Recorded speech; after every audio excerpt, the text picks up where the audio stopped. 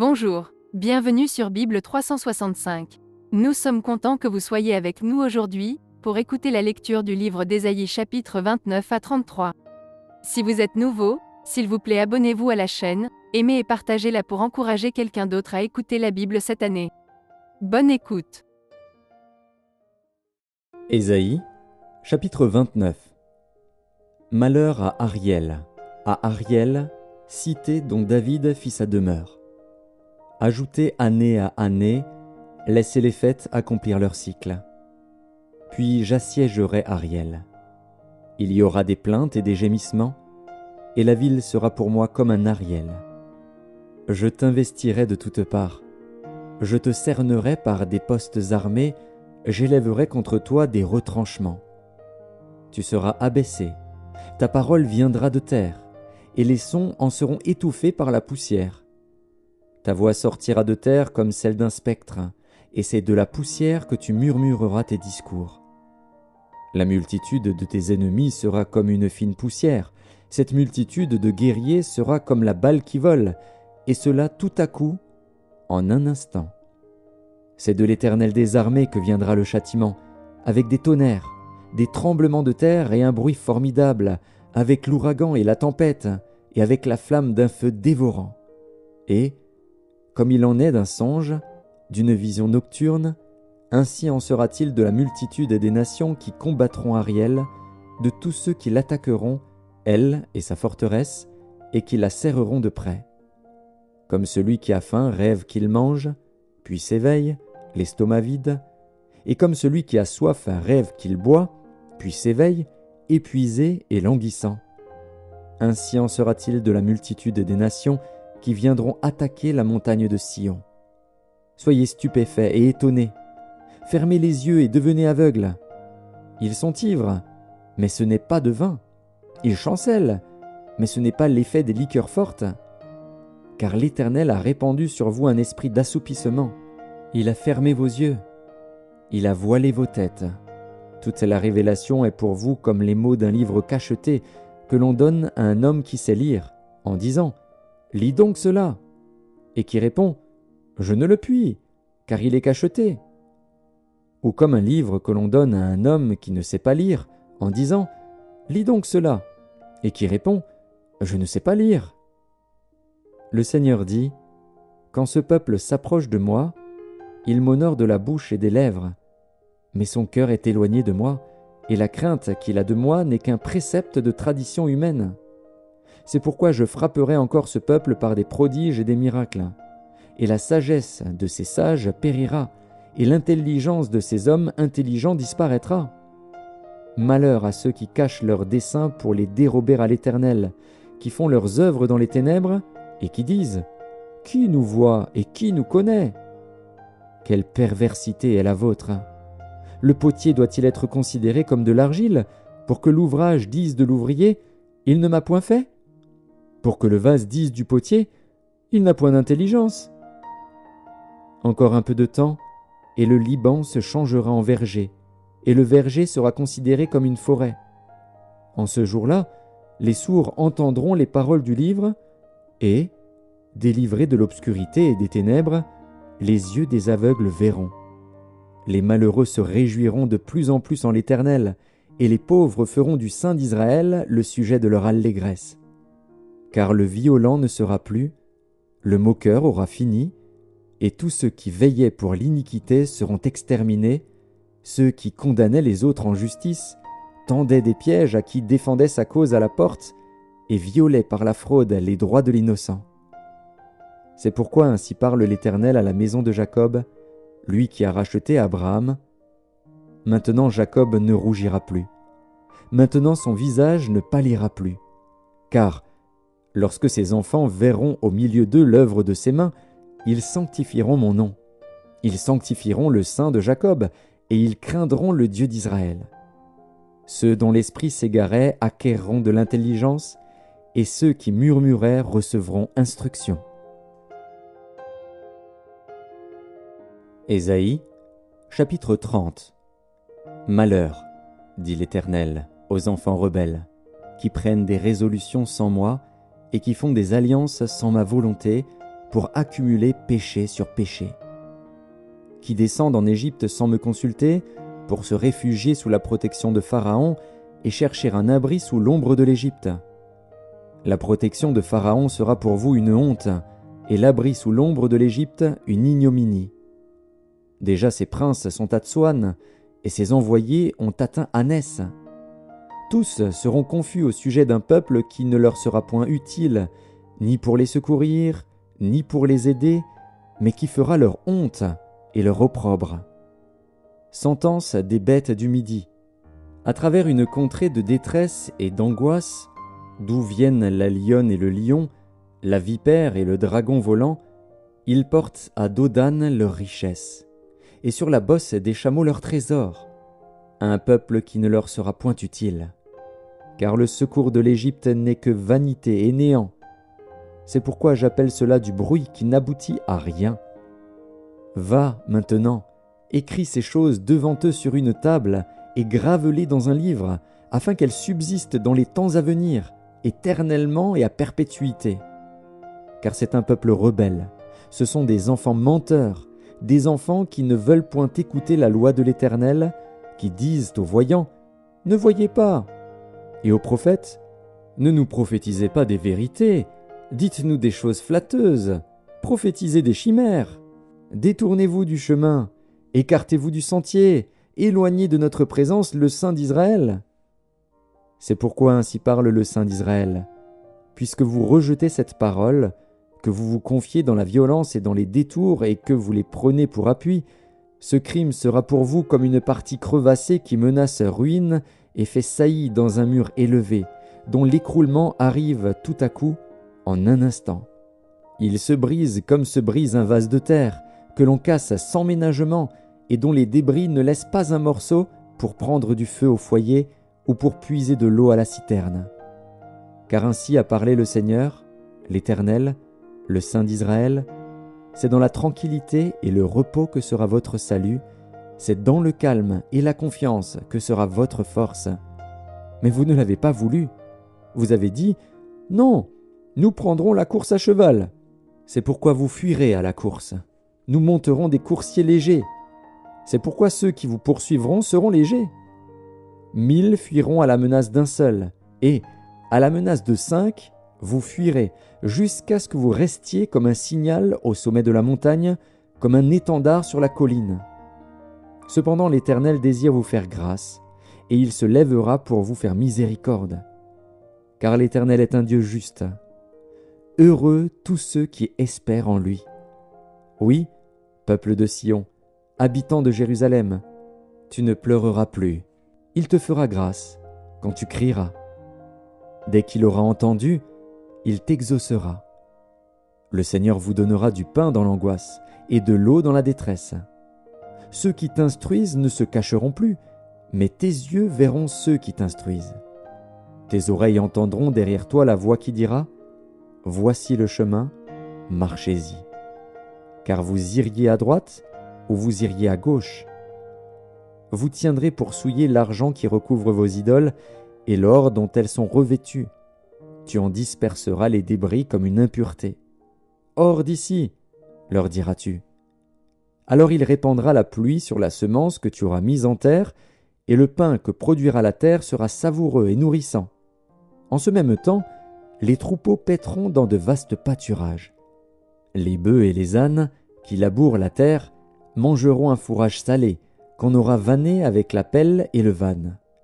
Sur toute haute montagne et sur toute colline élevée, il y aura des ruisseaux, des courants d'eau, au jour du grand carnage, à la chute des tours. La lumière de la lune sera comme la lumière du soleil, et la lumière du soleil sera 7 fois plus grande, comme la lumière de 7 jours, lorsque l'Éternel bandera la blessure de son peuple et qu'il guérira la plaie de ses coups. Voici, le nom de l'Éternel vient de loin. Sa colère est ardente, c'est un violent incendie. Ses lèvres sont pleines de fureur, et sa langue est comme un feu dévorant. Son souffle est comme un torrent débordé qui atteint jusqu'au cou, pour cribler les nations avec le crible de la destruction, et comme un mors trompeur entre les mâchoires des peuples. Vous chanterez comme la nuit où l'on célèbre la fête. Vous aurez le cœur joyeux comme celui qui marche au son de la flûte, pour aller à la montagne de l'Éternel, vers le rocher d'Israël. Et l'Éternel fera retentir sa voix majestueuse.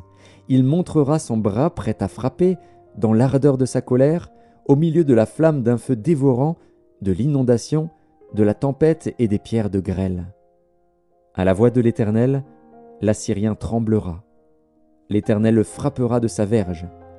À chaque coup de la verge qui lui est destinée et que l'Éternel fera tomber sur lui, on entendra les tambourins et les harpes.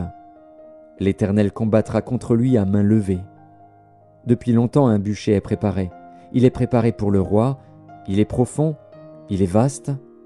Son bûcher, c'est du feu et du bois en abondance.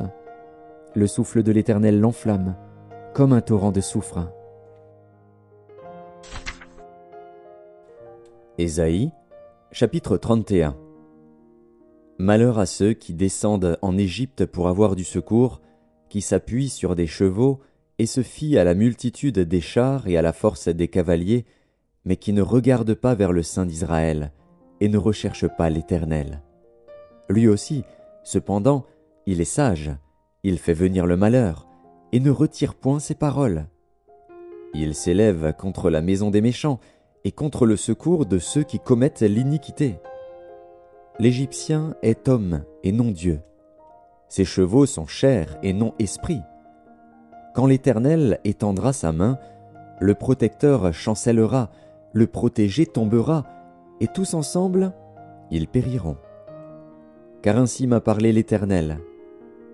Comme le lionceau rugit sur sa proie, et, malgré tous les bergers rassemblés contre lui, ne se laisse ni effrayer par leur voix, ni intimider par leur nombre. De même l'Éternel des armées descendra pour combattre sur la montagne de Sion et sur sa colline. Comme des oiseaux déploient les ailes sur leur couvée, ainsi l'Éternel des armées étendra sa protection sur Jérusalem. Il protégera et délivrera, il épargnera et sauvera. Revenez à celui dont on s'est profondément détourné, enfants d'Israël. En ce jour, chacun rejettera ses idoles d'argent et ses idoles d'or, que vous vous êtes fabriqués de vos mains criminelles. Et l'Assyrien tombera sous un glaive qui n'est pas celui d'un homme, et un glaive qui n'est pas celui d'un homme le dévorera. Il s'enfuira devant le glaive, et ses jeunes guerriers seront asservis. Son rocher s'enfuira d'épouvante, et ses chefs trembleront devant la bannière, dit l'Éternel, qui a son feu dans Sion et sa fournaise dans Jérusalem. Ésaïe, chapitre 32. Alors le roi régnera selon la justice, et les princes gouverneront avec droiture. Chacun sera comme un abri contre le vent et un refuge contre la tempête, comme des courants d'eau dans un lieu desséché, comme l'ombre d'un grand rocher dans une terre altérée. Les yeux de ceux qui voient ne seront plus bouchés, et les oreilles de ceux qui entendent seront attentives. Le cœur des hommes légers sera intelligent pour comprendre, et la langue de ceux qui balbutient parlera vite et nettement. On ne donnera plus à l'insensé le nom de noble, ni au fourbe celui de magnanime. Car l'insensé profère des folies, et son cœur s'adonne au mal pour commettre l'impiété et dire des faussetés contre l'Éternel, pour laisser à vide l'âme de celui qui a faim et enlever le breuvage de celui qui a soif. Les armes du fourbe sont pernicieuses. Ils forment de coupables desseins pour perdre les malheureux par des paroles mensongères, même quand la cause du pauvre est juste. Mais celui qui est noble forme de nobles desseins, et il persévère dans ses nobles desseins. Femmes insouciantes, levez-vous, écoutez ma voix. Filles indolentes, prêtez l'oreille à ma parole. Dans 1 an et quelques jours, vous tremblerez, indolentes, car c'en est fait de la vendange, la récolte n'arrivera pas. Soyez dans l'effroi, insouciantes, tremblez, indolentes, déshabillez-vous, mettez-vous à nu et saignez vos reins. On se frappe le sein au souvenir de la beauté des champs et de la fécondité des vignes. Sur la terre de mon peuple croissent les épines et les ronces, même dans toutes les maisons de plaisance de la cité joyeuse. Le palais est abandonné, la ville bruyante est délaissée. La colline et la tour serviront à jamais de caverne. Les ânes sauvages y joueront, les troupeaux y paîtront, jusqu'à ce que l'Esprit soit répandu d'en haut sur nous et que le désert se change en verger et que le verger soit considéré comme une forêt. Alors la droiture habitera dans le désert et la justice aura sa demeure dans le verger. L'œuvre de la justice sera la paix et le fruit de la justice le repos et la sécurité pour toujours. Mon peuple demeurera dans le séjour de la paix, dans des habitations sûres, dans des asiles tranquilles. Mais la forêt sera précipitée sous la grêle, et la ville profondément abaissée. Heureux vous qui partout semez le long des eaux, et qui laissez sans entrave le pied du bœuf et de l'âne. Ésaïe, chapitre 33. Malheur à toi qui ravage, et qui n'a pas été ravagé, qui pille, et qu'on n'a pas encore pillé. Quand tu auras fini de ravager, tu seras ravagé. Quand tu auras achevé de piller, on te pillera. Éternel, aie pitié de nous. Nous espérons en toi. Sois notre aide chaque matin et notre délivrance au temps de la détresse. Quand ta voix retentit, les peuples fuient. Quand tu te lèves, les nations se dispersent. On moissonne votre butin comme moissonne la sauterelle. On se précipite dessus comme se précipitent les sauterelles. L'Éternel est élevé, car il habite en haut. Il remplit Sion de droiture et de justice. Tes jours seront en sûreté.